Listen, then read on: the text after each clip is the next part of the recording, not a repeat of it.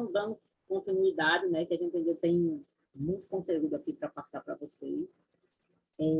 Aí aqui tem uma definição, né, em linhas gerais, aí, do que seria ter sistemas computacionais seguros, né?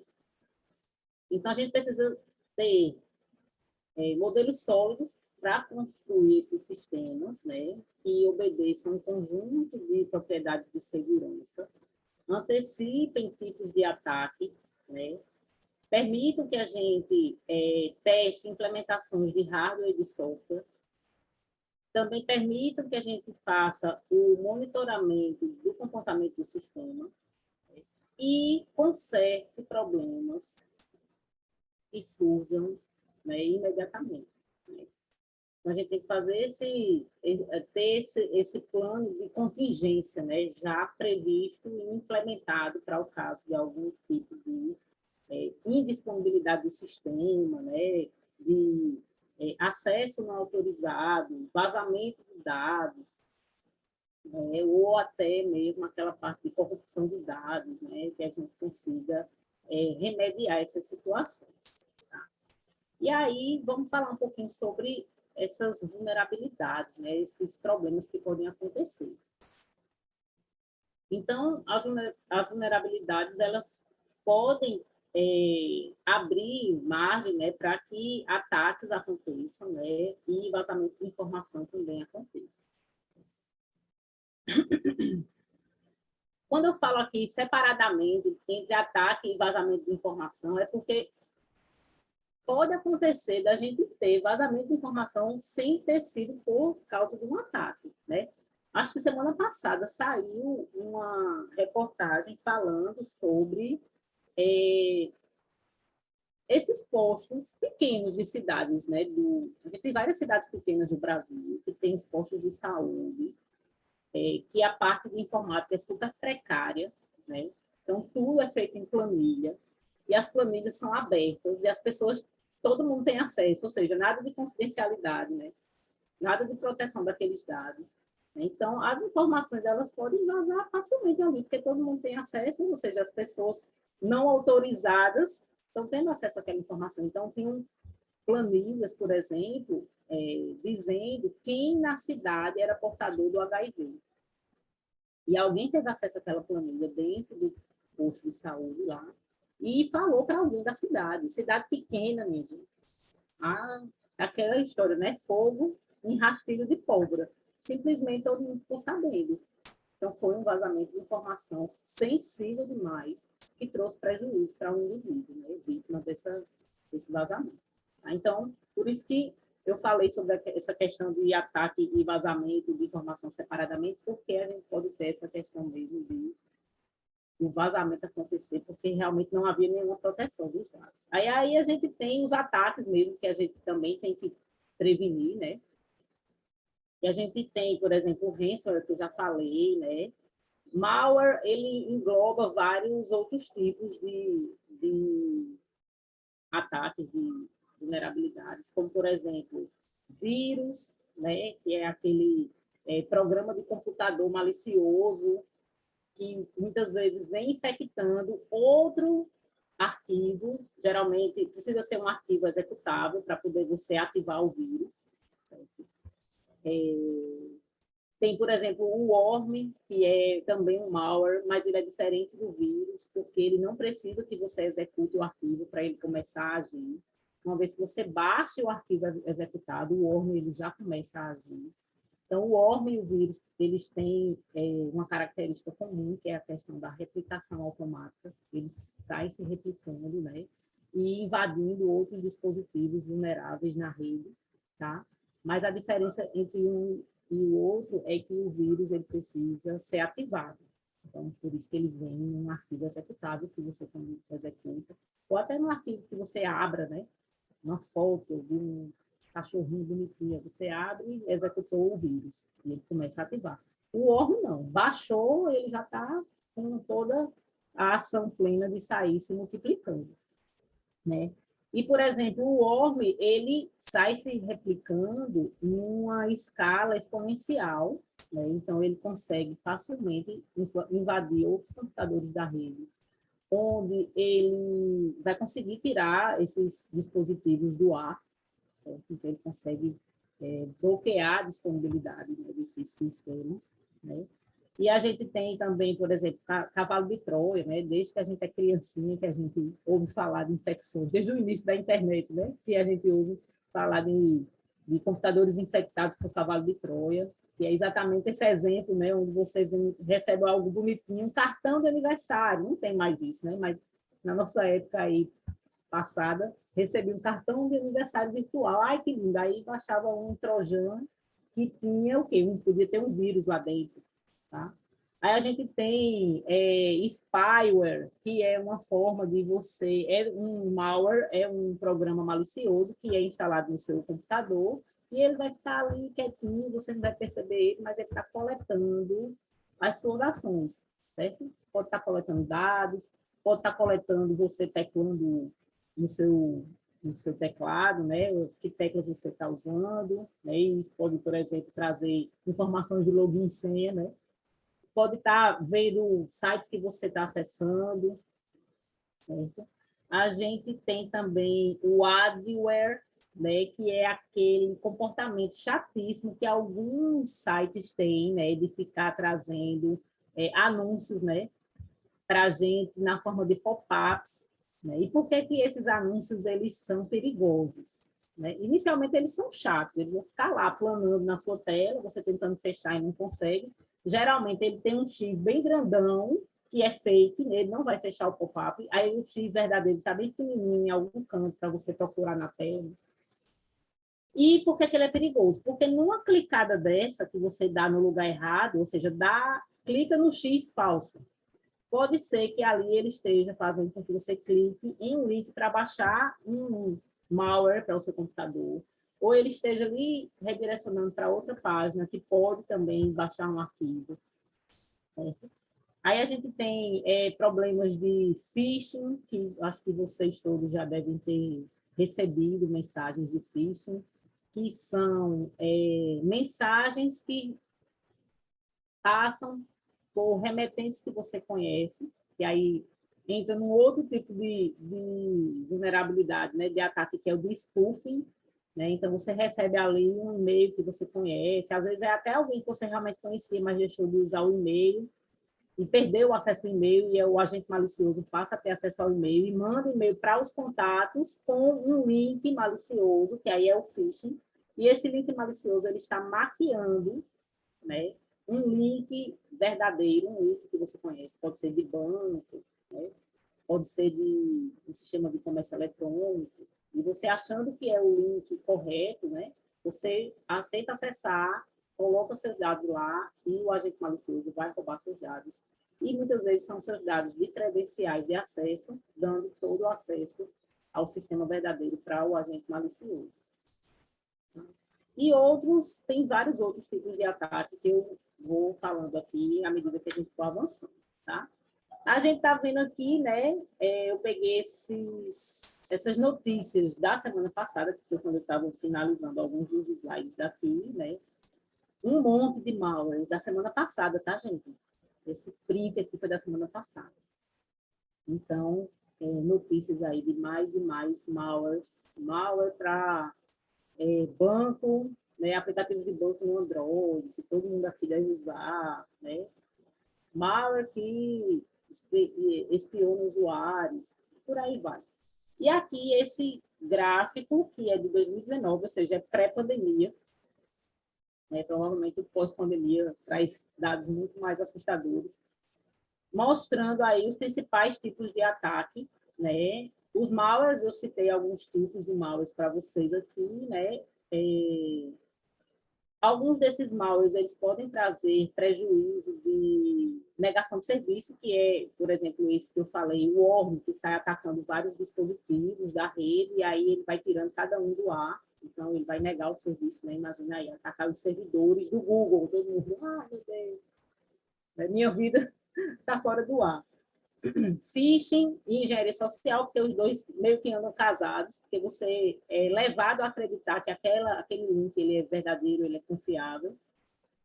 Né? O código malicioso, né, pode vir na forma, né, de programas, né, tem um tipo de ataque que é bem complicado, que é bem, digamos assim, perigoso do ponto de vista corporativo, né, que é você ter um funcionário que quer prejudicar a empresa, certo? Então, ele pode armar o que é chamado de bomba lógica dentro da empresa. Ele é um desenvolvedor e ele insere código malicioso nos sistemas da empresa propositalmente, para prejudicar o serviço da empresa. Né? Tinha um exemplo, por exemplo, que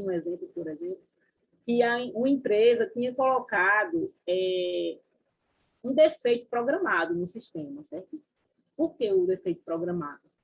Porque de tempos em tempos tem que chamar a terceirizada para poder dar manutenção do sistema. Entenderam? O que é código malicioso é isso. Tá? Dispositivos roubados, né? Ransomware, a gente já falou, botnets tem muito a ver com essa questão de infecção de dispositivos, né? Que tanto vem para capturar dados do dispositivo, como torná-los fora do ar, né? E recrutar outros dispositivos também para fazer parte da rede. Né? Então, essa questão dos botnets é um exemplo bem trazendo para a nossa realidade atual, é a questão de mineração de bitcoins, né? De criptomoedas.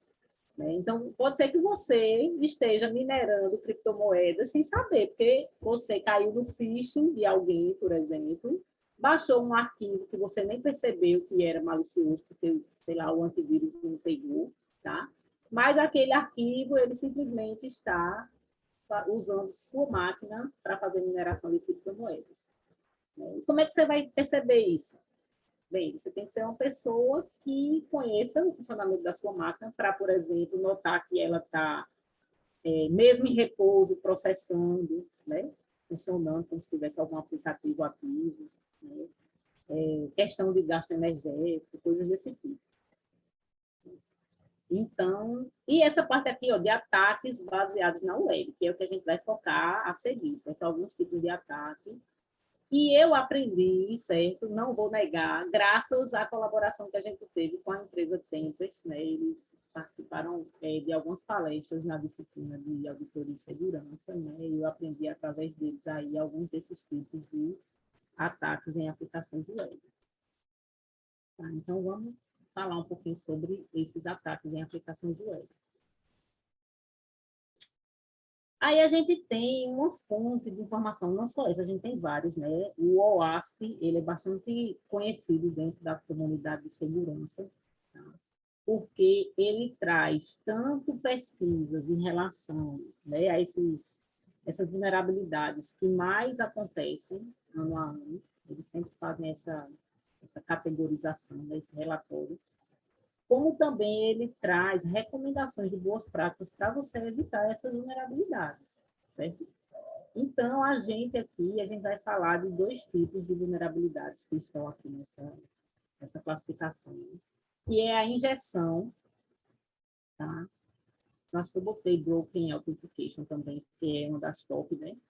E o Cross-Site Script, né? E aí vocês vão tirar um véu da visão de vocês quando vocês forem usar sistemas na web novamente. Né? Então, vocês olharem aqui, né, houve aí uma mudança um pouco da categorização, tá? Antes a gente tinha uma separação da parte de injeção, que era injeção SQL com injeção de script, né? São duas formas de você injetar, digamos, informação maliciosa, conteúdo malicioso num site, numa aplicação web. Né? Aí eles botaram tudo para ser injeção, que tanto faz ser de SQL ou de script, e esse aqui de controle de acesso, né, que falhou, foi quebrado. Pronto, então a gente aqui, né, tem a quebra do controle de acesso, que pode acontecer, tem várias formas de você fazer quebra de controle de acesso. Se vocês forem ver toda essa bibliografia, né, de catálogos de vulnerabilidades e recomendações, são centenas que a gente encontra, certo? Aí aqui, né, eu trouxe apenas um para ilustrar como é que pode haver uma quebra de controle de acesso. Né? Se você desenvolve o seu sistema utilizando referências diretas a um objeto que está sendo manipulado pela aplicação. Exemplo, o objeto usuário, certo? Todo objeto usuário vai ter um identificador, tá? Se você, na sua aplicação, você permite que o identificador do seu objeto seja acessado pela URL, você pode manipular esse identificador e sair fazendo o que é chamado de enumeração de usuário, certo?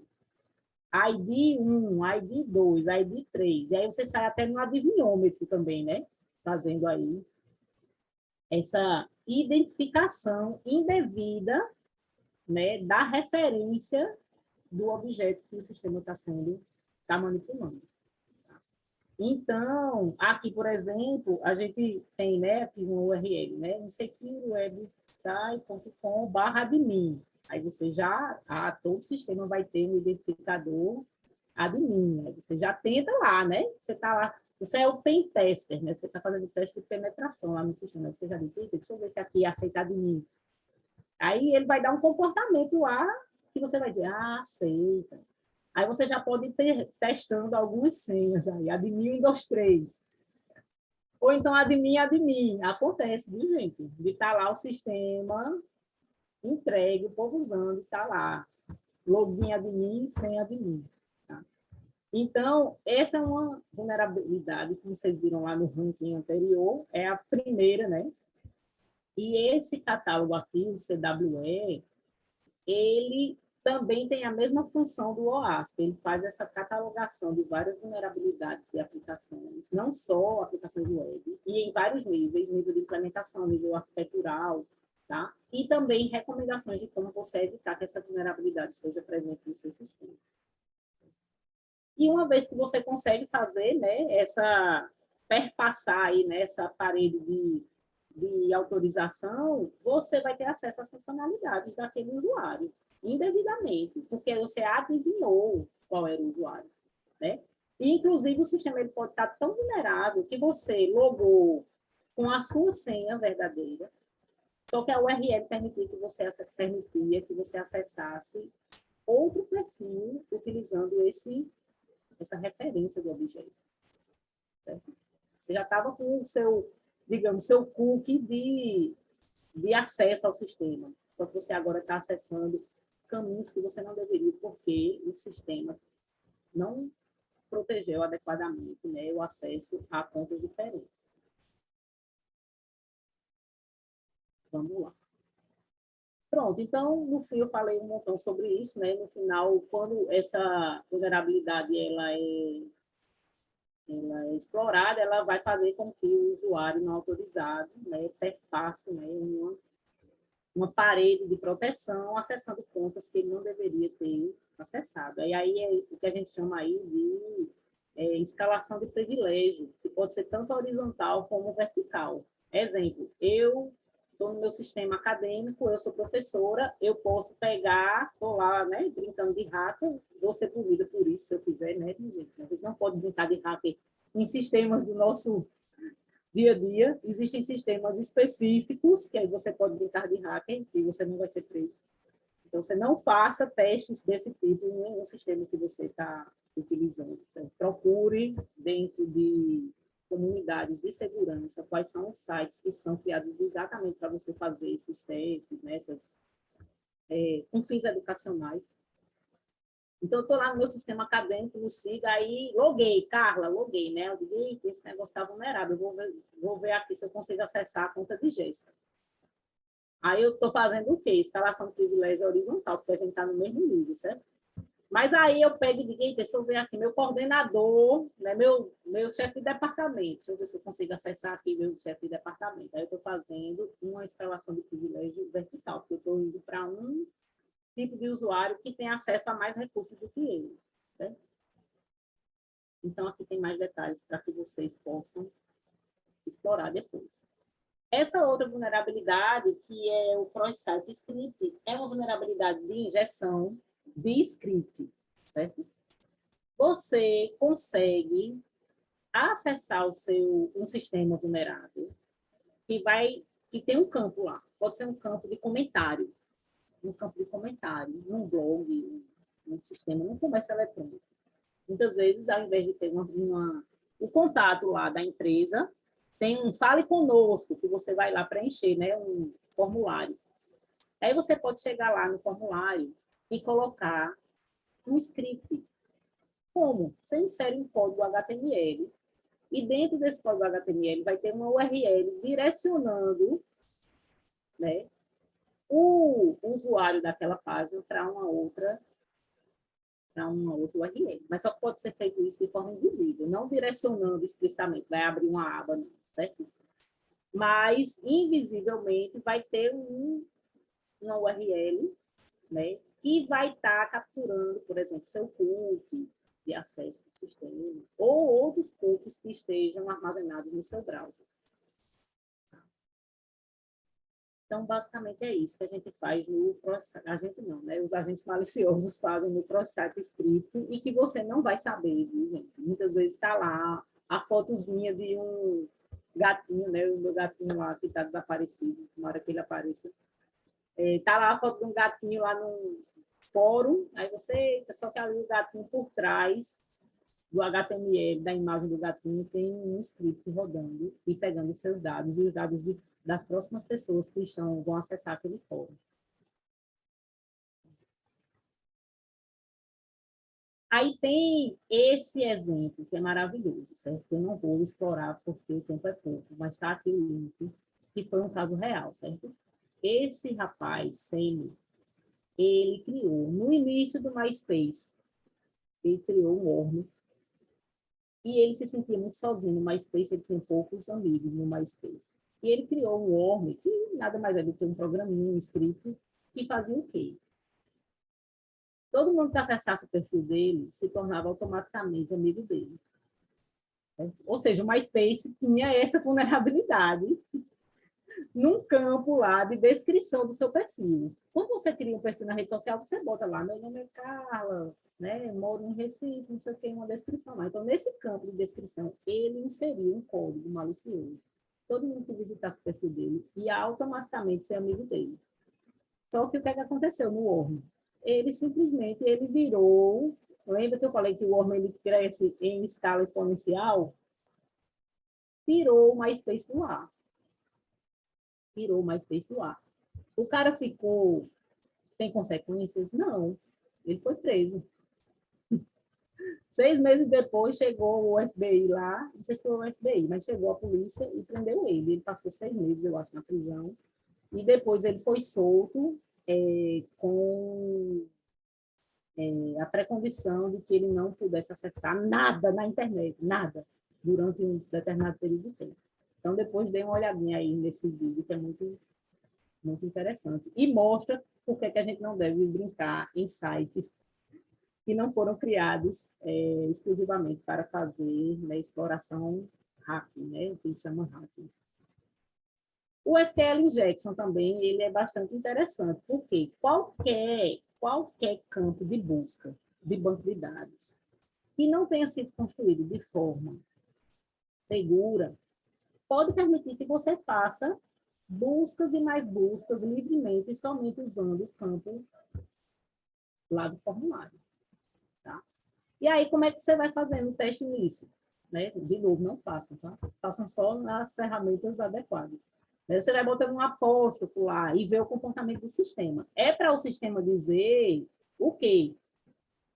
Que aquela sintaxe não é adequada para aquele campo. É para ele dar uma resposta e não dizer assim, usuário não encontrado. Entendeu? Se ele der a resposta de usuário não encontrado, está dizendo que você conseguiu, com um apóstrofo, ter acesso ao banco de dados. Tá? Então, proteger a entrada de dados do sistema, né? Que é o que dentro da área de segurança eles falam de sanitizar, temos que sanitizar. Tá? Senão você sai fazendo o quê? Concatenação SQL, fazendo buscas e mais buscas. Aí nisso você vai descobrindo o nome das bases de dados, até você chegar na base de dados de usuário, ter acesso ao usuário e senha, e aí se a chave criptográfica da senha for uma dessas que a gente quebra na web, aí você quebra. entendeu? A vulnerabilidade aqui, a gente está exposto, a quantidade de sistemas que a gente usa, que a gente nem sabe como é que foi construído. Beleza, aí aqui tem mais informações, certo? Para que vocês, né, se aprofundem mais nesse tipo de vulnerabilidade. Né? Aí só lembrando aí o conceito de cookie, rapidamente, até semana passada teve um seminário excelente, transmitido pelo YouTube, e realizado pelo NIC.br, o YouTube é esse endereço aí que você bota, nic.br, com vários seminários, e aí eles falavam lá o quê? Que a internet não foi construída para ser segura, ela foi construída para habilitar a comunicação entre dispositivos, certo? A camada de segurança ela veio depois. Então, por exemplo, o protocolo HTTP, ele não guarda sessão. O que quer dizer não guardar sessão? Quando você está no seu lado cliente e você se comunica com o lado servidor, você tem que ser identificado pelo servidor, para o servidor saber quem é você, certo? Se a gente está falando de um sistema que precisa de autenticação, vamos supor, um sistema bancário, né? O sistema acadêmico, o sistema de e-mail que a gente usa, precisa de autenticação. Aí o que é que acontece? A gente vai lá, se autentica no servidor, o servidor pega e manda um cookie para a gente. Oh, eu sei quem você é.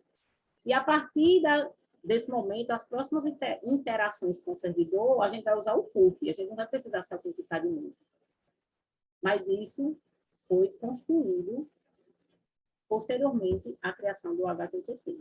Antes, a gente tinha que ficar, se não fosse o cookie, a gente tinha que ficar se autenticando a cada mensagem enviada para o servidor.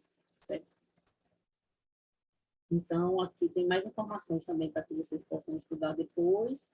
Tá? O cross-site scripting, né, é um ataque que tem muito a finalidade de coletar cookies de usuários, tá? Então, por isso que eu coloquei aí esse slide para chamar essa atenção, porque como o cross-site scripting, ele injeta um script, e esse script, muitas vezes, ele pode estar acessando uma URL externa, ele pode estar coletando os cookies que o seu browser armazenou e enviando para essa URL, que está direcionada no script. Certo?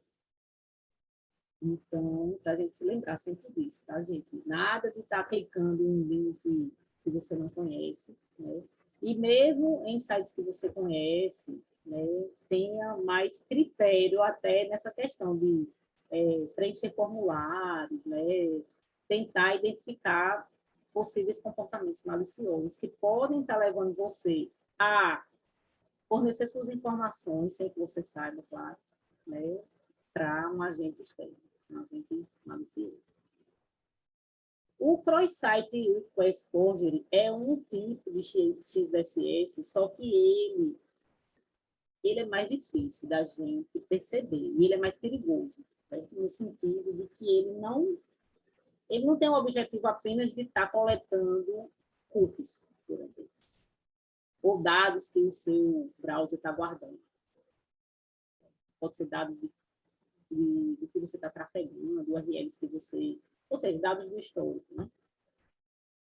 Mas o cross-site script, o cross-site request forgery, ele é mais perigoso porque ele consegue fazer com que uma transação seja feita em algum site onde você está logado, sem que você saiba. Tá? Então, aqui essa figura, ela mostra bem isso. Ó. O usuário, ele está logado em um site, certo? Vamos pensar que é um site bancário. E ele está com a seção dele aberta lá no site bancário. Tá? Aí vamos pensar que ele abriu uma outra aba e ele, sei lá, aba de e-mail e ele caiu num phishing, clicou num site, num link que não deveria, e ele não percebeu que esse link tinha uma URL relacionada à seguinte questão. A URL era exatamente do site onde ele estava logado antes. Então, a sessão está aberta aqui, vocês estão vendo? A sessão está aberta. E a vítima foi lá e clicou no link que tem a URL para aquele site onde ele está com a sessão aberta. Só que essa transação aqui, ela vai ser aceita pelo browser. Ele não está com a sessão aberta, só que quem foi que mandou esse link aqui, ó? Foi o agente malicioso. Então, você pode estar fazendo, por exemplo, uma transferência para o agente malicioso sem que você saiba. Só porque você clicou lá no link que você não prestou atenção qual era a URL, e a URL era de um site onde você estava logado. E aí a transação ela vai acontecer. Certo? Exemplo desse do banco é mais típico, mas poderia ser um comércio eletrônico, e aí você estava fazendo compra para alguém usando seus dados de cartão de crédito, e isso sem você perceber, porque já estaria tudo nessa URL aqui, que você clicou e nem percebeu que estava referenciando o aplicativo, aliás, a aplicação web que você estava acessando.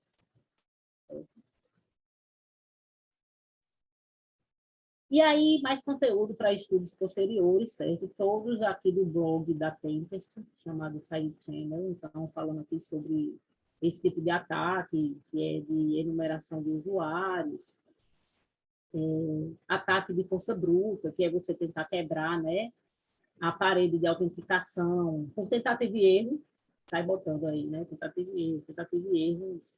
Como é que isso acontece, esse tentativa e erro? A quantidade de vazamento de dados, né, de credenciais de acesso, gente, é muito grande. A gente sabe aí, a gente ouve falar, novo vazamento, que sai login sem de todo mundo. Aí uma pessoa pega aí essa listagem aí de vazamento e vai testar, ver se a pessoa está usando o mesmo login, a mesma senha em sites diferentes. Tá? Ataques e mitigações de aplicações que fazem reconhecimento facial.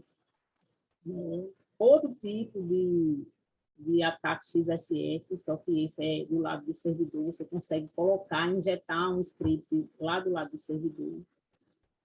E aqui, esse daqui que é bem recente, que é o spoofing de GPS, porque alguns tipos de sistemas permitem que a gente faça a autenticação a partir da nossa localização geográfica, espacial, da nossa geolocalização. Né? Então, você poderia, né, tentar se passar por outra pessoa fazendo esse tipo de ataque. E aí, eu sei que vocês já estão cansados de falar, de ouvir minha voz, né, de eu falar aqui, e aí eu vou passar a palavra agora para a professora Jéssica. Né, Jéssica? Já posso passar a palavra para a professora Jéssica, deixa eu tirar aqui. Não foi suave, hein, Jéssica? Está dizendo como eu não consigo fazer nada suave. Não foi, né? Vamos lá, vamos aproveitar, gente. E é o momento de vocês tirarem dúvidas. Vamos lá, interagir. Digam aí, perguntas. Vocês já tinham pensado em todas essas vulnerabilidades? Acredito que não, né? Como é que a gente poderia passar... Pronto, a minha tela, né? Como é que a gente poderia começar, né, a pensar, a tratar todas essas questões, essas vulnerabilidades de segurança nos nossos sistemas, né? Então, nós temos vários catálogos, né? Carla mencionou várias fontes de informação aqui, e a gente pode usar eles como base, né, para a gente identificar as informações, as principais vulnerabilidades, né? Então, a gente tem várias fontes de licitação, né? Então, uma delas é o da OASP, né? Tem vários exemplos de catálogo de vulnerabilidades em aplicações web, né? Temos também vários catálogos do NFF Framework, eu acredito que esse, acho que todo mundo aqui já ouviu falar, pelo menos, né? Se não já usou, pelo menos já ouviu falar. E lá no NFF Framework, a gente tem a decomposição, né, dos requisitos não funcionais. Em outros não funcionais, até a gente tem as medidas de mitigação. Né? Então, essas medidas de mitigação, muitas delas elas vão se transformar em requisitos de segurança, né, na nossa aplicação, mas a gente também pode ter decisões de projeto, né, restrições, verificações que a gente precisava fazer no sistema, é que não necessariamente é um requisito, né, funcional como a gente está acostumado a trabalhar, certo? Então, aqui deixamos as nossas, como fonte de licitação, né, a indicação de usar esses catálogos de vulnerabilidades, e uma das coisas importantes e bem legais desses catálogos, né, principalmente o do ASP, é que eles são atualizados, né, com frequência. Então, a gente tem uma noção, né, tem um panorama das vulnerabilidades que estão sendo mais atualizadas, né, sendo mais usadas, atacadas naquele momento, né? Para a gente falar das técnicas, né, nós selecionamos 2 técnicas, né, até por questões de tempo. Vocês vão ver vários... deixa eu até voltar para não dar spoiler. Vocês vão ver alguns artigos, né, que fazem revisão sistemática sobre técnicas de especificação, né?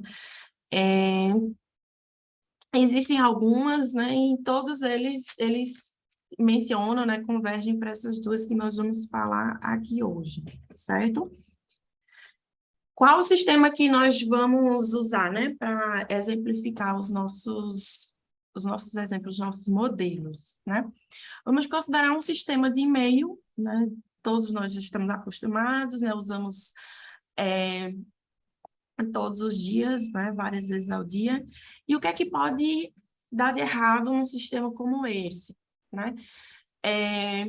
Citando apenas algumas das vulnerabilidades que Carla mencionou, né? Então, nós temos a SQL injection, né? Uma das coisas, apesar de ser uma bem simples, né? Digamos, uma vulnerabilidade, até uma das primeiras coisas, né? De quem está testando, não teste, né? Como Carla falou, de quem está testando, a primeira coisa que ele vai testar, vai fazer é esse tipo de ataque, né? Mas muitos sistemas ainda não estão preparados, né? Então, a gente poderia ter também esse tipo de situação, né, no nosso sistema. A gente pode ter o tráfego na comunicação de dados que não estão encriptados, né? Até a própria senha, né? Carla mencionou de usar uma chave criptografada não muito segura, né? Mas, às vezes, tem até o pior. Muitos sistemas são desenvolvidos, sendo que a senha mesmo, ela é armazenada direto no banco de dados, sem passar por nenhum tipo de chave, né? Sem nenhum tipo de algoritmo de criptografia, né? Isso realmente é bem crítico, né? A gente pode ter ataques de phishing a esses, né? Já estamos bem acostumados, ouvimos muitas notícias, né? Acontece muito com o banco, né? Você precisa atualizar seus dados, você não sei o quê, para fornecer seus melhores serviços para você, você precisa clicar aqui. Então, é bem comum, né, esse tipo de e-mail, e eles estão cada vez mais sofisticados também, né? Antes a gente via uma diferença bem significativa, né, da interface, se for banco, né? Do banco realmente com a interface que pessoas mal intencionadas criavam, né, para se passar pelo banco, né? Hoje realmente eles estão bem próximos e se você não tiver cuidado com a URL, com o remetente, com vários pontos, né, de checagem, você realmente acha que é uma mensagem do banco, né? A gente pode ter também problemas com malware, né, nesse tipo de sistema. Podemos ter problemas de autenticação, né, por ataque de força bruta, de ir testando, né, as diversas combinações possíveis de senha até ter o login com sucesso. E aí, se a gente tem uma política de senhas, um gerenciamento de senhas adequada, né, a gente vai tornar a vida de quem está tentando fazer o ataque mais difícil, né, que é o nosso objetivo, tá? E também podemos ter, né, entre várias outras situações, o vazamento de dados, né, privados, que mencionamos, reforçamos bastante, né, no começo aqui da nossa discussão. Tanto as informações pessoais como as informações sensíveis, né? E eu já tinha colocado um comentário aqui, mas eu não consegui botar para todos, né? Quando Mariana falou da visão, né, que a indústria tem de informações sensíveis, né? Não só o fato...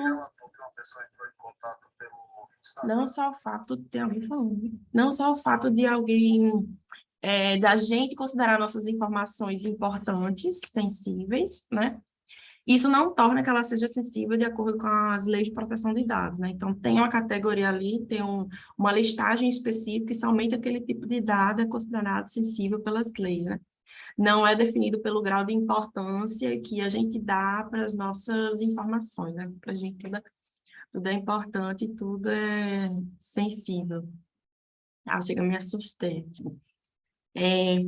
Então, o que é que a gente argumenta, né, e vários autores, né, também, a literatura também, indústria também, né, então as pessoas que estão envolvidas com desenvolvimento de sistemas seguros, elas passam esse retorno também para a gente, né, é que a segurança ela tem que ser desenvolvida desde o começo do processo de desenvolvimento. Então, a gente não vai desenvolver um sistema agora pronto, vamos tornar ele mais seguro. Aí começa a fazer o Frankenstein, né? Frankenstein de adicione isso aqui, adicione isso aqui, adicione isso aqui. Não necessariamente isso vai dar certo, né? A gente pode ter também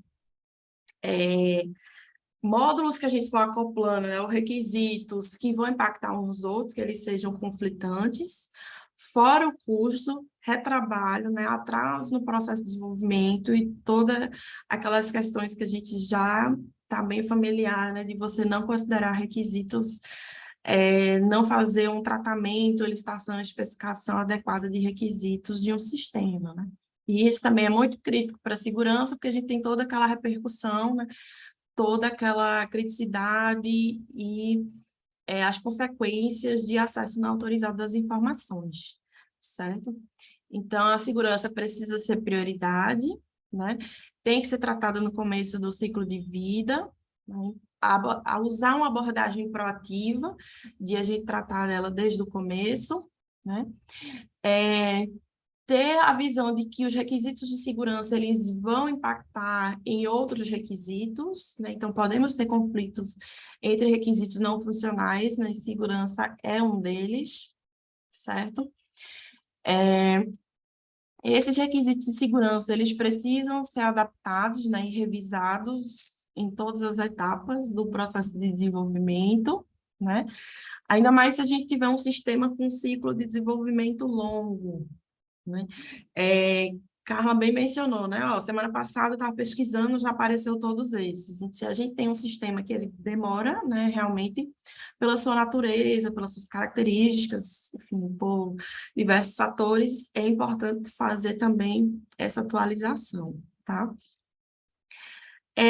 Que abordagem de especificação a gente tem, né? Normalmente elas são baseadas em adaptações de técnicas de especificação de requisitos já utilizadas, né?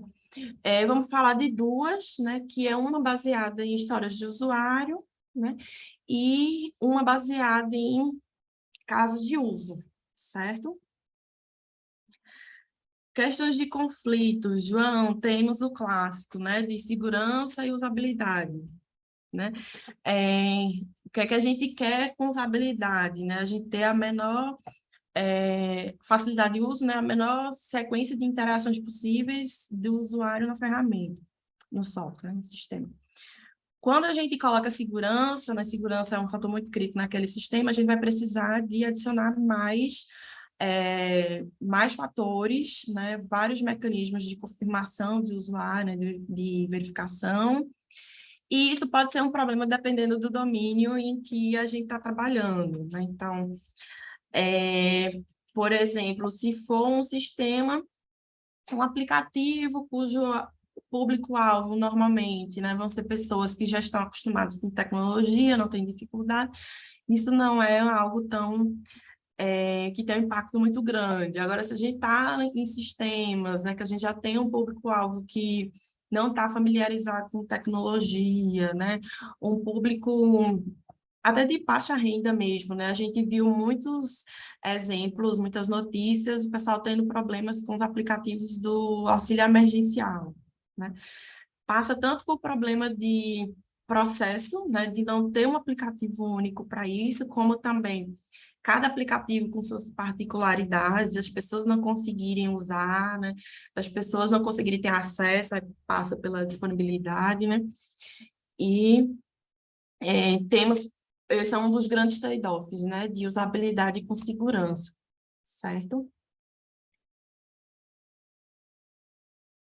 As duas técnicas que a gente separou, né, a primeira, as Zero Stories, né, então é uma técnica baseada nas histórias de usuário, e os Business Cases, né, é uma técnica baseada no diagrama de casos de uso.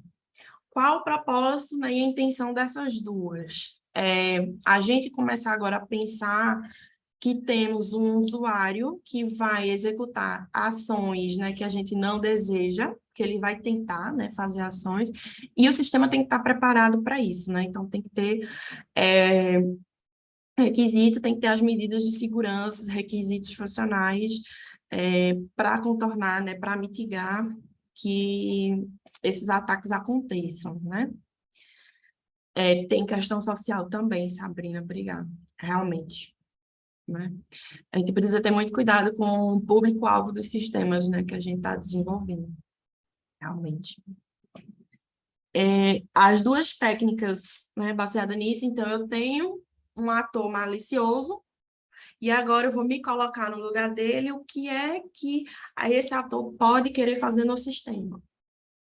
E a partir dessa perspectiva da pessoa, né, do ator, a gente escreveu os requisitos, né, de segurança, pensando nessa perspectiva, certo? Então, aqui, ó, nesse exemplo, né, do lado esquerdo, a gente vai destacar, né, então, como um usuário malicioso, eu quero usar o algoritmo, né, de força bruta para que eu tenha acesso a contas que eu não tenho acesso, né, as contas não autorizadas para o meu perfil. Tá? Como usuário malicioso, eu quero, né, roubar as credenciais para que eu tenha acesso a sistemas que não estão disponíveis para mim, né, para o meu perfil. Como usuário malicioso, eu quero realizar scare injection, né, para que eu possa descobrir e encontrar informações confidenciais, entre outras perspectivas, né? E a gente tem a mesma representação aqui das histórias do usuário, podemos ter também com os casos de uso, né? Então, os casos de uso têm o benefício de ter essa representação gráfica, né? Ajuda, né, modelos, né, ajuda a gente a compreender várias coisas, e nesse tipo de diagrama aqui, ó, as mesmas ações, né, que o usuário iria fazer nas histórias do usuário, nas Evil Stories, estão aqui representadas como casos de uso, os mesmos cases, certo? Falando das Evil Stories, né? Então, a técnica, a gente vai trabalhar com a representação, né, a descrição dos cenários dessas ameaças, dessas vulnerabilidades, né? Todas elas que a gente comentou aqui, né? E, possivelmente, as formas de mitigação, certo? Então, a gente vai escrever as histórias do usuário como a gente normalmente já escreveria para as funcionalidades, né? Só que agora com a perspectiva do usuário malicioso, certo? Então, aqui, por exemplo, como um usuário comum, né? Se fosse uma loja virtual. Como usuário comum, o que é que eu quero? Colocar produtos no meu carrinho, né, para fazer a minha compra, o pedido que eu desejo, certo? Agora, se for um usuário malicioso, né? Ele pode querer, então eu vou bloquear todo o estoque dessa loja, né? Então, eu vou adicionar todos os produtos no carrinho, porque se for a política do site, né, de já reservar o produto, quando os itens, né, são adicionados no carrinho, pronto, zerei o estoque, né? Jéssica, deixa eu Já... fazer um Oh, parênteses aqui. Só para chamar a atenção de vocês, com essa nomenclatura que a gente não utilizou hacker, certo? Que também foi uma coisa que eu aprendi recentemente lá com a empresa. A gente, com a empresa lá, Tecos, né? Porque o hacker, ele tem, pelos filmes, né, uma conotação maliciosa, negativa. Aí a gente tem que entender que dentro da comunidade de segurança, o hacker, ele não é essa pessoa que sempre está querendo o mal, entendeu? Pode ter o hacker, digamos assim, do bem, né? O cara que está tentando encontrar as vulnerabilidades para corrigi-las, certo? Por isso que a gente evitou usar a palavra hacker, para que a gente acabe, né, desmistificando um pouco essa palavra. Né? Então, e aí, Jéssica? Tu tinha que resolver um negócio rapidinho aí, não foi?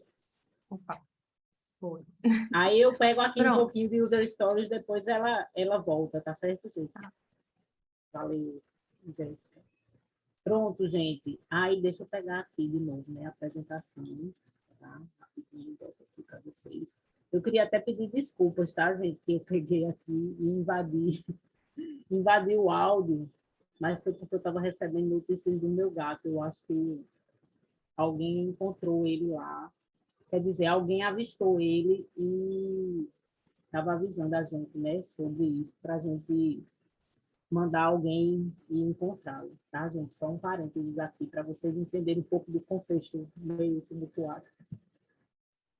Então, gente, como é que a gente consegue identificar essas histórias, né, malignas, né, do usuário, né? O que o usuário malicioso ele quer fazer com o nosso sistema. Primeiro, identificar quais são os ativos que a gente quer proteger no nosso sistema, né? Ou seja, dados importantes, recursos que a gente quer proteger, né? Dados do cliente, recursos em geral do servidor, né? Que a gente não quer que o atacante consiga ter acesso ao servidor e tirar ele do ar, código-fonte, a gente não quer que haja, né, injeção de código malicioso nos sistemas, né? Então, a partir do momento que a gente identifica, né, todos esses pontos que a gente quer proteger, aí a gente passa a pensar agora com o chapéu do atacante, né? Então, como um atacante, como um usuário malicioso, né, o que é que eu quero fazer com esse sistema? Aí é onde vem o desafio para a gente, que é de engenharia de requisitos, tá? Como é que a gente consegue pensar como um atacante? A gente tem que ter todo um background da área de segurança. Por isso que a gente demorou tanto tempo com a parte de background com vocês aqui no tutorial.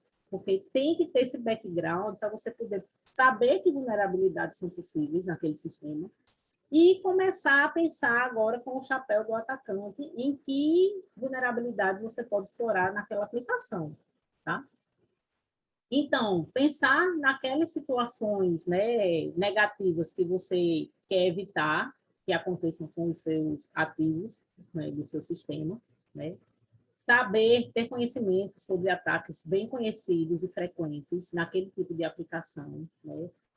Ter conhecimento atualizado sobre os relatórios de vulnerabilidades, né, que acontecem, e esses relatórios eles são atualizados frequentemente, esses sites que Jéssica apontou logo no início, né, CWE, CVE, OASP, né, eles são alimentados em tempo real, digamos assim, e tem os relatórios anuais também, tá, de órgãos, né, bem conhecidos. E descrever esses cenários de segurança utilizando o formato das Eagle User Stories, né, que é bem parecido com o das User Stories que a gente já conhece. E depois, o passo 3 é como prevenir, pensar nas ações de mitigação e nas ações que a gente deve ter em conta para implementar o sistema, né, de forma segura. Então, tem ações que a gente tem para mitigar o efeito da vulnerabilidade do ataque, caso aconteça, e ações proativas do desenvolvimento para que o sistema ele seja seguro, né, para eliminar as vulnerabilidades. Né? Aí aqui a gente tem uma recomendação também de bibliografia, né, sobre essas ações de mitigação. Então, aqui, um exemplo de user story, né, com o usuário malicioso, eu quero executar uma injeção SQL de forma que eu possa tornar público, né, um conjunto de dados confidenciais. Certo? E como é que eu posso fazer um sistema que seja protegido contra injeção SQL? Então, aqui a gente tem recomendações do próprio CWE, tá? Que está reportado aqui, ó, e aqui, além de descrever como é que você deixou o seu sistema vulnerável, também tem recomendações de como você corrigir, né, esses pontos de vulnerabilidade. Tem essa outra biblioteca que não está clicável, mas eu botei aqui embaixo, certo? Os clicáveis, sobre boas práticas para evitar um sistema vulnerável a SQL injection. O próprio OWASP, né, que a gente já comentou bastante aqui, entre outros. Aqui foi só um recorte que eu peguei de uma das bibliografias. E aqui ele mais indica que papel poderia estar responsável por realizar essas ações, tá? Desenvolvedor, arquiteto, e tem outros papéis também nessa bibliografia. Então, fica aqui para que vocês possam analisar depois. E como é que essas ações de mitigação elas são refletidas nas User Stories? E aí, a User Story é uma declaração bem simples, usando aquele formato que a gente já conhece, né? Mas como é que a gente vai colocar as ações de mitigação documentadas? E isso é importante. A gente precisa documentar essas ações de mitigação e, no contexto das User Stories, tem que continuar sendo algo leve, né? Não muito rebuscado. Tá? Então, a gente vai usar os critérios de aceitação, que são uma técnica, né, fazem parte de uma técnica que não é padrão das user stories. A gente vê pessoas que não usam os critérios de aceitação, né? Mas, por exemplo, o Mike Cohn, que é o criador das user stories, né, tá até aqui o link para o blog dele, o blog de consultoria, ele recomenda utilizar os critérios de aceitação, porque eles definem os limites das user stories. Eles vão dar mais detalhes de como a user story ela tem que ser implementada. E eles fornecem também parâmetros para que você avalie se a user story ela foi bem implementada, que ela está correta, entenderam? Então, ela vai servir também para os testes de aceitação futuramente. Tá? Aí, um exemplo aqui usando uma user story, né? Normal, não é evil essa. É uma positiva, é uma que a gente quer que aconteça, né? Como um cliente, eu quero cancelar uma reserva de hotel. O critério de aceitação, ele vem para trazer mais detalhes para essa funcionalidade. Primeiro, características específicas caso o cliente seja premium. Então, nesse caso, ele vai poder fazer o cancelamento gratuitamente. Se ele não for premium, ele vai ter uma taxa de 10% para cancelar. Tá? O sistema vai mandar um e-mail de confirmação do cancelamento. Então, aqui a gente está vendo alguns detalhes sobre o comportamento dessa funcionalidade. E vai ter ressarcimento do valor pago por meio do cartão de crédito. Certo? Então, quando a gente for implementar, você, o desenvolvedor, recebeu essa user story para implementar, aí você vai conseguir implementá-la corretamente usando os critérios de aceitação, porque aí vão ter todas as restrições que a gente vai ter que seguir para implementar adequadamente, né? Então, por isso que um dos benefícios citados aqui é que os critérios de aceitação removem a ambiguidade da declaração da user story. Entendeu? Então, a gente vai usar esses critérios de aceitação para documentar as nossas recomendações de mitigação, de boas práticas para fazer a implementação segura. Então, aqui, a gente está lá no mesmo sistema de hotel, certo? Aí, a gente, como usuário malicioso, a gente quer fazer uma reserva de todos os quartos do hotel para que o hotel não consiga reservar mais nenhum, ou seja, vai dar como sold out, né? Enfim, está lotado. Então, vai prejudicar o negócio do hotel. Então, o usuário malicioso pode ser contratado por um concorrente, né? Então, acontece. E aí ele, vamos sabotar aí meu concorrente, e a gente vai lá no sistema dele, que é vulnerável, a gente reserva tudo, porque aí os clientes vão vir para o nosso, certo? Critérios de aceitação. Como é que a gente pode implementar essa funcionalidade de reserva de forma segura? Como é que a gente pode evitar, né, que o usuário malicioso alcance o objetivo dele? Primeiro, as reservas têm que ser feitas com um limite de 2/4 por sessão de usuário aberto. Tá? Então, aí já é dificultar a vida do usuário malicioso, né? Porque ele ia pegar, ia ter que ficar abrindo várias sessões. Aí, só que ele podia abrir aí, né, várias sessões. Aí a gente colocou aqui embaixo, ó, limite para uma sessão aberta por endereço de IP. Então, ele não vai poder mais fazer na própria máquina dele. Ele ia ter que fazer em outras máquinas, outras sessões. Aí ia dificultar um pouquinho, né? E libere as reservas não concluídas em até um atraso de 5 minutos, após um atraso de 5 minutos. Então, se você está lá com sessão aberta, você não concluiu a reserva, os quartos vão ser liberados. Beleza, gente? Porque você consegue, né, sabotar uma empresa se você fizer um monte digamos, reservas ou um monte de produtos numa cesta de compras, né, num carrinho de compras, mas você não fecha, mas está tudo lá esperando você fechar. E diminuindo lá no estoque. Né? Então, aqui algumas recomendações. A gente poderia pensar em outras, mas aqui foram as que a gente pensou no momento. Aí, mais exemplos aqui. No caso do login, tá? O usuário malicioso, ele quer usar a força bruta para ter acesso não autorizado às contas. O que é que a gente poderia fazer aqui? Usar a autenticação multifator, que já é uma forma de, né, colocar uma camada a mais, né, de informação que o usuário pode não ter, e que geralmente, né, espera-se pelo menos que essas informações vazadas não tenham. O que mais? Notificar o usuário sobre um login, isso a gente recebe muitas vezes, né, quando a gente está acessando nosso e-mail de uma máquina que a gente não acessa com frequência, aí é mandado uma mensagem, você acabou de se logar usando a máquina tal e tal, você reconhece esse login, né? Limitar o login para apenas endereços de IP ou dispositivos que você... Então, isso acontece muito quando você está usando aplicativos de banco, né? Que você tem que... Para um novo dispositivo, você tem que ir na agência bancária autorizar o novo dispositivo.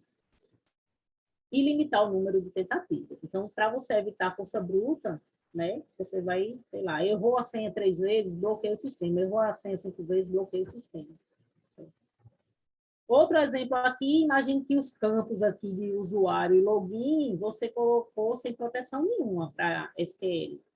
E aí a pessoa vai lá e começa a fazer, né, buscas utilizando a linguagem SQL e vai descobrindo o nome de bases de dados e vai descobrindo mais informação. Como é que você evita isso? Sanitizando a entrada do usuário. Cada informação que for colocada nos campos, ela tem que ser, passar por uma limpeza. Tá? E aí essa limpeza vai em relação a tags, por exemplo, HTML, né? A buscas, né? Informações que caracterizam uma busca SQL. Seguir recomendações, né, desses fóruns que a gente citou anteriormente, encriptar dados pessoais na base de dados, porque caso, né, a busca na base de dados seja bem sucedida, pelo menos os dados pessoais vão estar criptografados, né? E usar bases de dados separadas para dados pessoais e dados sensíveis, para que a gente não tenha um mapeamento, né, entre quem é o detentor daquele dado sensível. E aí eu devolvo a bola para a Jéssica. Aproveita e tem perguntas, Carla, no chat. Então, esses critérios de aceitação são como estratégias de mitigação para resolver.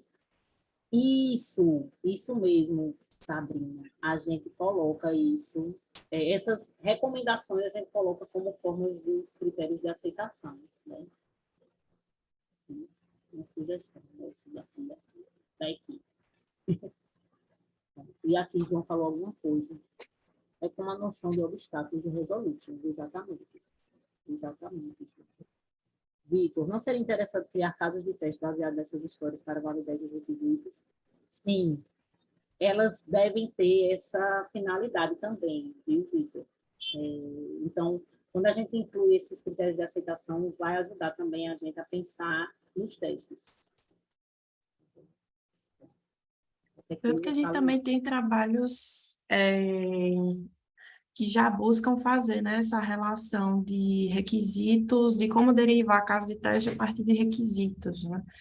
Então, também está bem alinhado esses nossos comentários aqui, né?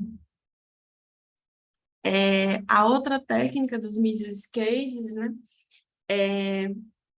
ela tem a mesma representação, no mesmo propósito, né, das histórias de usuário, cada uma com suas visões, né, cada um com seus pontos fortes, seus pontos de melhoria.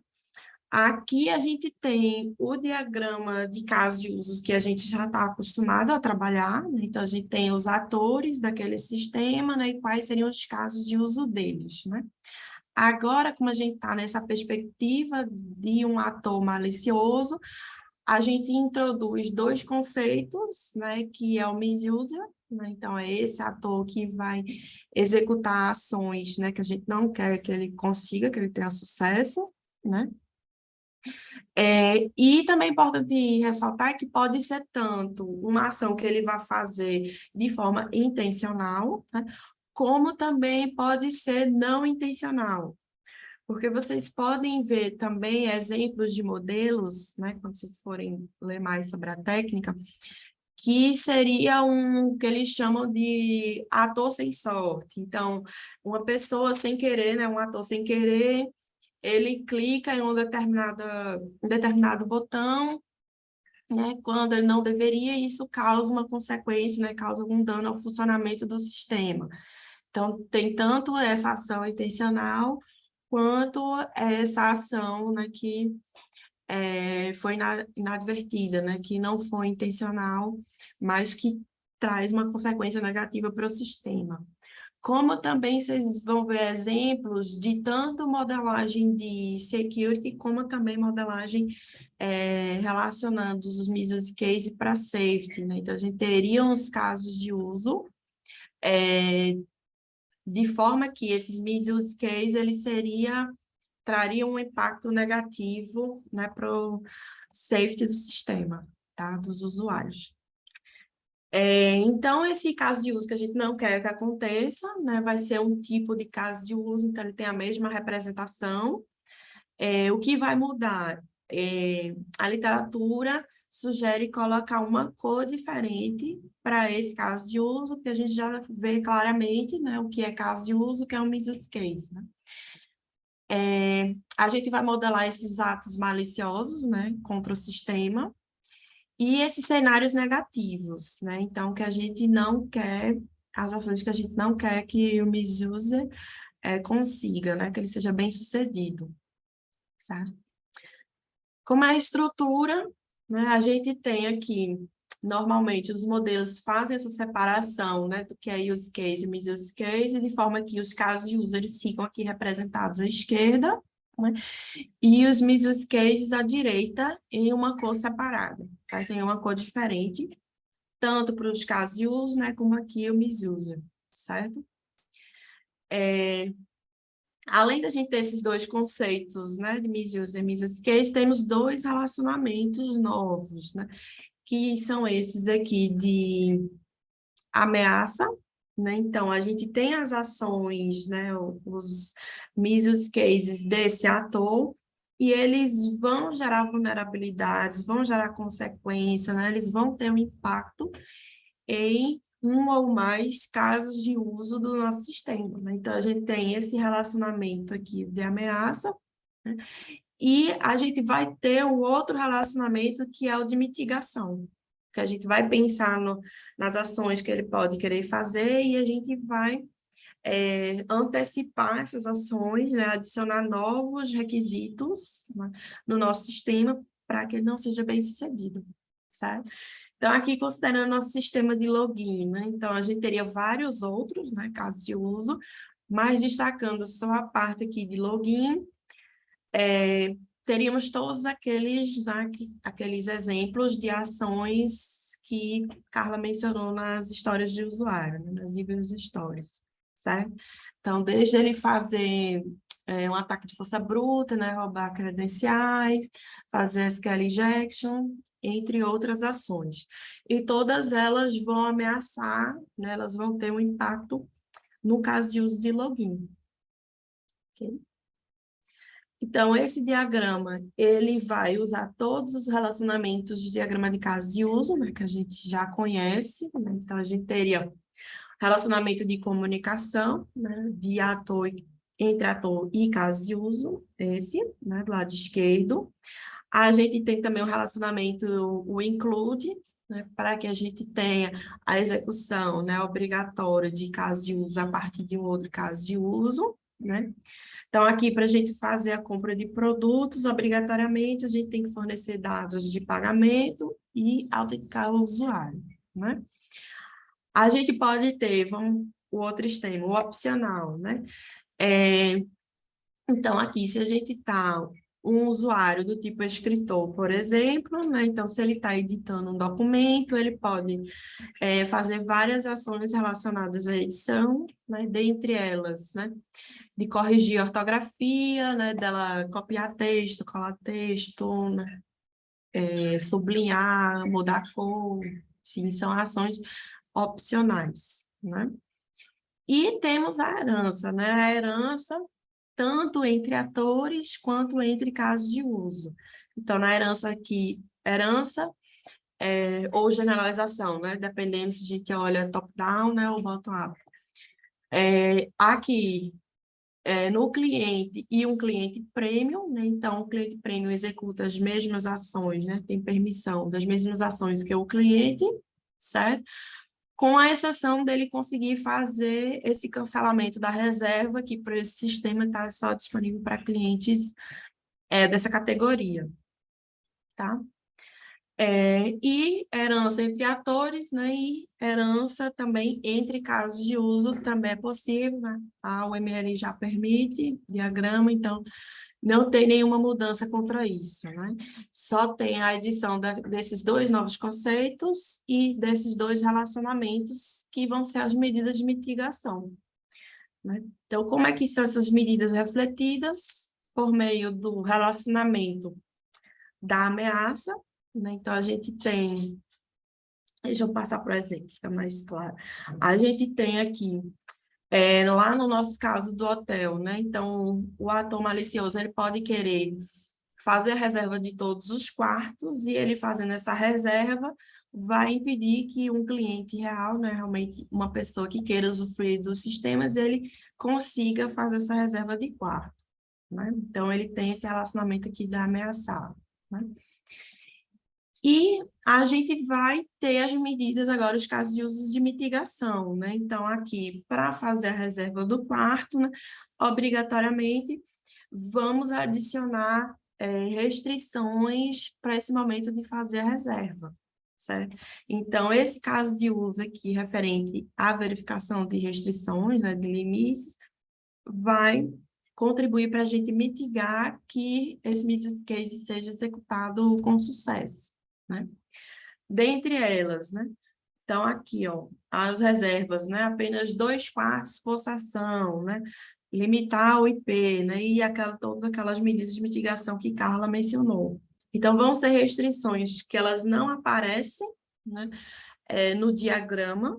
Então, elas vão aparecer na especificação textual desses casos de uso, né? Então, lembra que a gente tem, né, as pré-condições, pós-condições, os fluxos alternativos. Então, esse tipo de restrição e regras de negócio a gente especifica na representação textual desse caso de uso. Certo? Ainda ressaltando o exemplo de login, né? Então, aqui a gente também tem aqui do login, ele pode querer fazer a força bruta, né? Que vai ameaçar. Exemplos de mitigação, de medidas de mitigação, né? A gente usar a autenticação multifator. Então, aqui teríamos esse relacionamento do caso de uso com o Measles Case, né? Notificar o login também, né? E fazer a verificação das medidas das restrições, né? Das regras de negócio do nosso sistema. Então, elas vão contribuir também para mitigar, certo? Então, nem sempre tudo, né, vai estar representado no diagrama, né? Por isso que a gente precisa das duas formas de representação. Como que a gente pode elaborar, né? Então, sugestão de passos, né? A gente construiu o diagrama de caso de uso, como a gente já normalmente procede, né? Uma vez que agora a gente tem a visão do sistema, vamos pensar agora quem seriam os possíveis misusers, né? E quais ações eles podem querer fazer, e aí teríamos o passo 2, né? Os atores e os misuse cases, certo? Depois, identificar essas relações, né, entre o misuse case e os casos de uso já presentes no sistema. Depois, adicionar casos de uso, né, com esse propósito de mitigar. Em alguns casos, a gente não consegue evitar, né, 100% que realmente aconteça, mas a gente vai adicionando medidas, né, vai adicionando camadas de proteção e todas elas juntas, elas dificultam a vida, né, de quem está tentando fazer esse ato malicioso. Tá? E, por fim, a gente pode prosseguir com essa especificação, né, mais detalhada dos requisitos, né? A especificação textual é uma delas, né? Ou a gente combinar o diagrama do Misuse Case com outras técnicas de representação de requisitos, né? Para a gente ter diferentes versões, né, e visões do nosso sistema. Certo? Então, vamos voltar lá no nosso sistema de e-mail, né? Quais outras ações ou comportamentos vocês visualizam que poderiam ser feitas, né, no sistema? A gente nem tem tanta margem, né, para o exercício, mas comentem aqui no chat alguns exemplos de ações.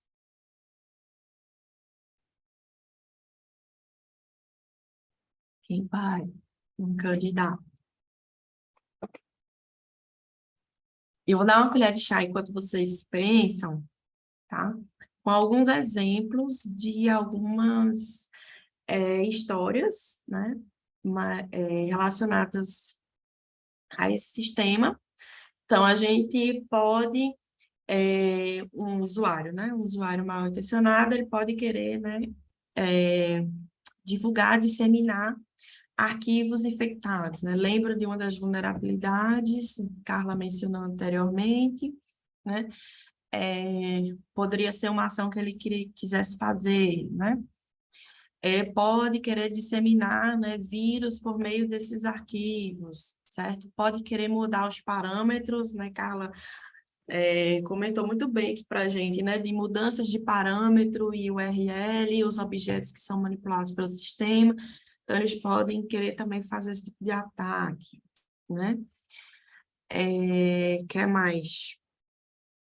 Realizar um ataque via phishing, certo? Também pode ser uma possível ação desse ato malicioso no sistema. Okay? Entre várias outras, né? O catálogo de medidas de vulnerabilidades, né? Enfim, formas de ataque, eles são bem completos, então a gente teria vários exemplos, né, de possíveis histórias. Também fizemos a representação aqui do caso de uso, né, do Misuse Case. A gente seguiria essa mesma proposta, né, de a gente ter o ator, né, e essas histórias de usuário, elas seriam refletidas... Opa, travou. Essas histórias de usuários seriam refletidas aqui em Misuse Case, certo? Então, aqui as mesmas histórias, ó. elas estão ligadas aqui, né, por meio do relacionamento de comunicação com o ator malicioso. Temos a herança, tá vendo? Aqui, entre os casos de uso. Eles vão ameaçar esses casos de uso aqui, entre login e de usuário ler o e-mail, por exemplo, tá? E várias medidas de mitigação podem não necessariamente ser requisitos, né? Desde, por exemplo, aqui, a gente melhorar a cultura organizacional, fornecer treinamentos, né? Da gente usar antivírus, manter ele atualizado, entre outras medidas, né? Que são consideradas básicas para os usuários seguirem, né? Então, elas não refletem em requisitos, mas também podemos ter requisitos. Acho que ficou claro, né? A gente queria, né, para a gente fechar com os agradecimentos, né? Carla, gostaria além desses, né, além dos que já estão Google representados. Tradutor, viu, gente? Me ajudou muito aí na produtividade do negócio, material aí da disciplina, né, de auditoria e segurança de sistemas de informação, né? Tanto que eu ministro, como Jéssica já ministrou, né, o apoio aí em muitas partes da disciplina pela empresa da Papers, né, empresa Papers Security Intelligence, toda a bibliografia citada no tutorial, tá, gente? E só um detalhe que eu notei que está faltando um link de comunicação do ator com a use case, depois a gente corrige, viu? Na versão disponibilizada a gente ajeita para vocês. E a gente vai fazer um merchan agora, né, Jéssica? Merchan das nossas pesquisas, não. Vamos. A gente trouxe highlights apenas, né? Para que vocês, enfim, também possam visitar o site do nosso grupo, que está no primeiro slide. E aí a gente tem esse trabalho de Mariana, né? Que foi o trabalho de doutorado dela, um método para especificar requisitos de privacidade, né? Utilizando linguagem natural. As referências estão aqui, né? Teve a ferramenta publicada no CBSoft, e a gente apresentou um tutorial sobre esse método ano passado na conferência de requisitos. E pode passar, Jéssica. E Jéssica fala isso, tá, Jéssica? Ano passado a gente teve, né, um tutorial também sobre privacidade em processos de negócio, né? Não sei se temos mesmo público do ano passado. Foi desenvolvido, né, um catálogo para modelagem de processos de negócio, né? Visando atingir, estar em conformidade com leis de privacidade, especificamente com LGPD. Então, foram derivados padrões de modelagem para os direitos que o titular tem, né? Então, apresentamos o tutorial aqui ano passado, também deixamos aqui a referência para o artigo, certo? Tem um de cultura de segurança da informação, alguém comentou aqui, mas não tem nome. Também já trabalhamos, né? Fizemos um survey sobre cultura de segurança da informação. Vamos adicionar um slide aqui para disponibilizar também, tá? Em resumo, as conclusões temos várias vulnerabilidades, várias brechas de segurança nas organizações, tá? Pelo menos para a amostra que a gente teve, né, de resposta. Temos também aí já merchandising, né, para os trabalhos do desse ano, né? Temos um conjunto de diretrizes, né? A gente está investigando também políticas de privacidade, né, de forma que elas sejam mais amigáveis, né, que elas proporcionem uma experiência de usuário melhor, né? Então, temos aqui um short paper, né, aqui no UERJ, sobre uma proposta de como apresentar essas políticas de privacidade. E o segundo também, short paper, né, aqui eu errei o título, gente, desculpa. É um catálogo de avaliação de políticas de privacidade. Então, a gente pensou na apresentação, né, o formato visual das políticas, que é o trabalho anterior, e agora no conteúdo. Então, que tipo de informações são utilizadas para avaliar políticas de privacidade. Então, foi elaborado um catálogo, né, com critérios de qualidade que foram utilizados pela literatura para avaliar essas políticas. Aí a gente convida todos vocês, né, a participarem das apresentações. Joia. Muito bom, gente. Muito massa ter vocês aí juntos da gente aqui, né? Nesse compartilhamento de experiências, a gente também a gente está aprendendo, certo? A gente está entrando nessa área de segurança exatamente porque a gente quer contribuir, né, para desenvolver sistemas que não tragam prejuízos para a sociedade, né, para os indivíduos, né, que sejam realmente seguros, tanto na questão de proteção de dados, como na questão de proteção dos indivíduos, né? É o security, mais plus safety, plus privacy.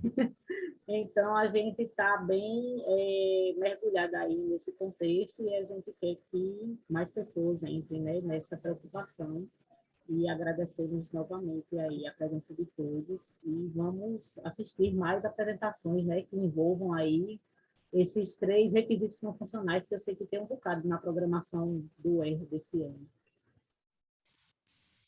Sobre os slides, a gente vai só fazer essas pequenas correções e aí a gente disponibiliza o link para os organizadores e eles enviam para vocês. Perfeito.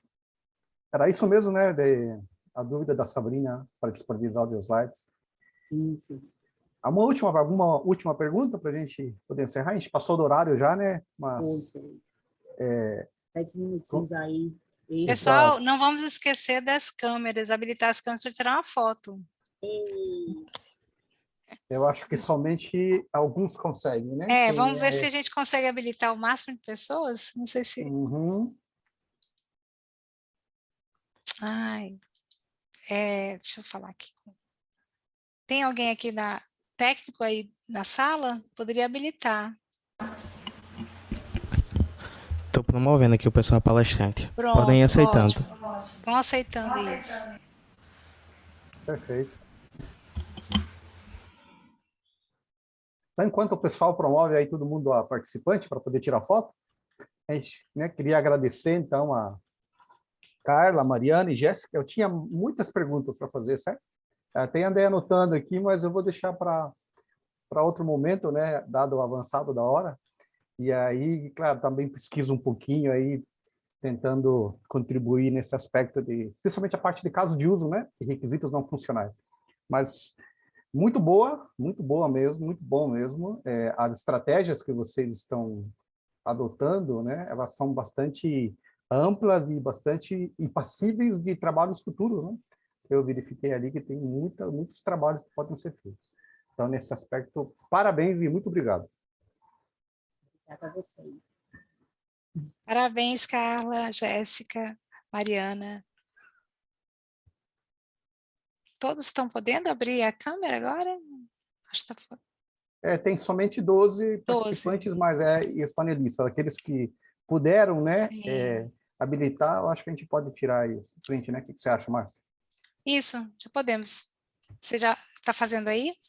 Já fiz. Pronto. A Mariana apareceu agora, vamos de novo. Ótimo, então vamos lá. Agora sim, perfeito. Tá bom. Marco também apareceu, André. Tem mais alguém para... A gente tira de novo, não tem problema. Tem mais alguém? Sabrina, não quer abrir não sua câmera? Eu tô no iPad, eu não achei aonde abrir a câmera.